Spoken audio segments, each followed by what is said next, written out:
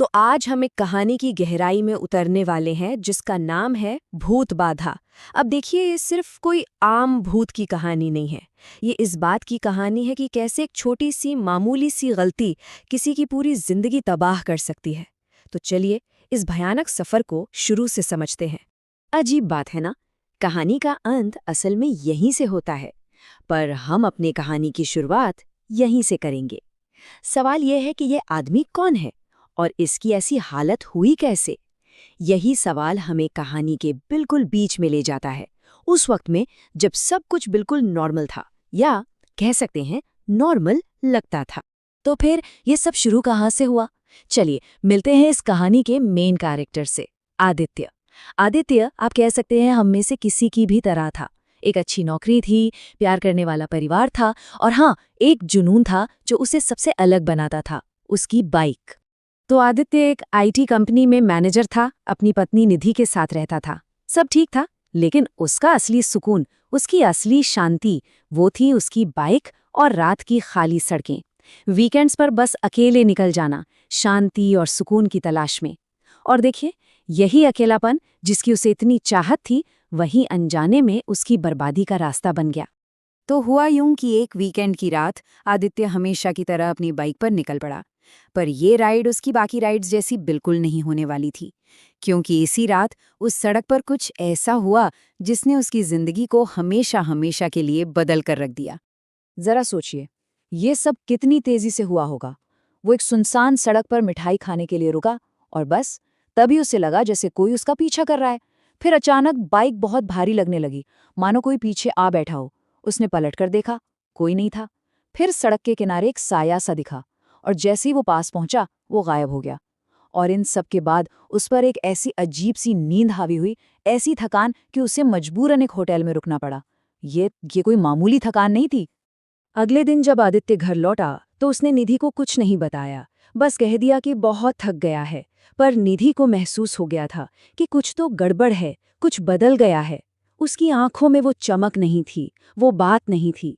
निधि को उस वक्त ये अंदाजा भी नहीं था कि उसका पति घर तो लौट आया है, पर वो अकेला नहीं लौटा। और यहीं से कहानी उस मोड़ पर आ जाती है जहां आदित्य का पूरा व्यक्तित्व ही बदलने लगता है। सच तो ये है कि जो आदमी घर लौटा था वो अब आदित्य था ही नहीं, उसके अंदर कोई और बस चुका था, एक अजनबी। और ये बदलाव सच में बहुत ही चौंकाने वाला था। सोचिए, जो आदमी रात की सड़कों का दीवाना था, वो अब अंधेरे के नाम से ही कांपने लगा। वो शांत स्वभाव वाला आदित्य अब गुस्सैल और चिड़चिड़ा हो गया, इतना कि अपने ही माँ बाप को गालियां देने लगा। और तो और उसकी मांगें वो इतनी अजीब होती जा रही थी कि किसी को कुछ समझ ही नहीं आ रहा था। और ये सिर्फ व्यवहार में बदलाव नहीं था, वो अजीब अजीब चीजें मांगने लगा। कभी कहता काले मुर्गे का मांस खाना है, तो कभी जिद करता कि घर में काली बिल्ली पालनी है, बुरी नजर से बचने के लिए।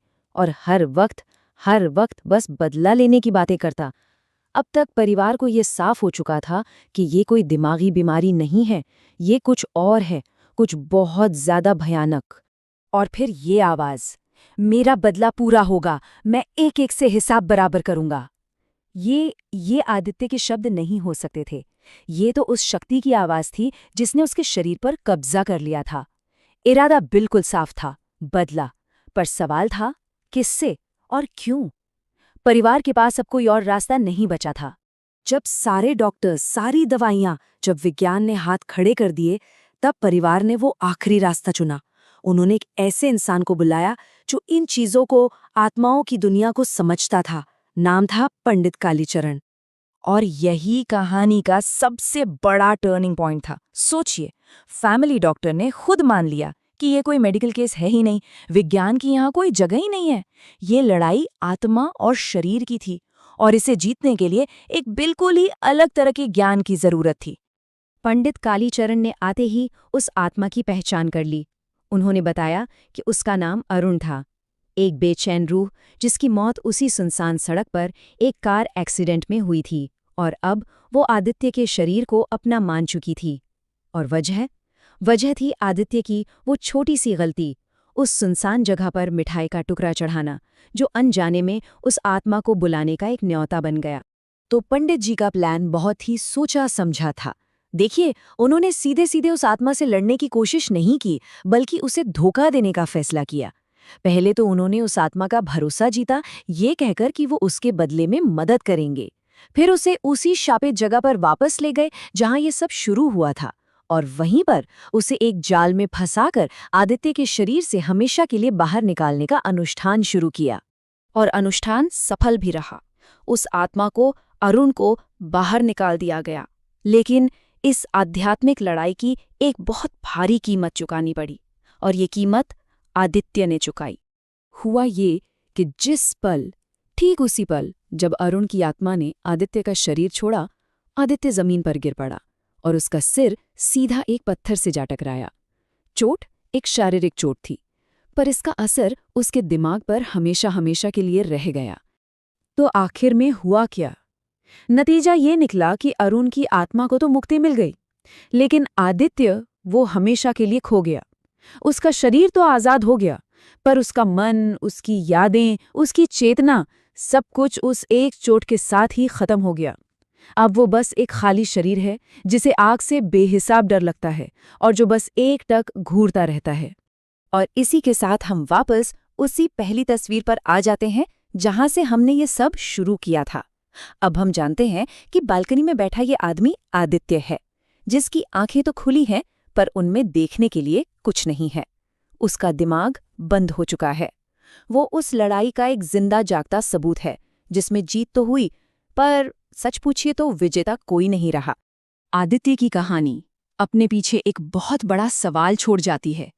क्या इस दुनिया में सचमुच ऐसी अनदेखी, अनजानी सीमाएं हैं जिन्हें अगर गलती से भी लांघ दिया जाए तो उसकी कीमत हमारी सोच से कहीं ज्यादा हो सकती है? और अगर ऐसा है तो कोई इनसे कैसे बच सकता है? सोचने वाली बात है।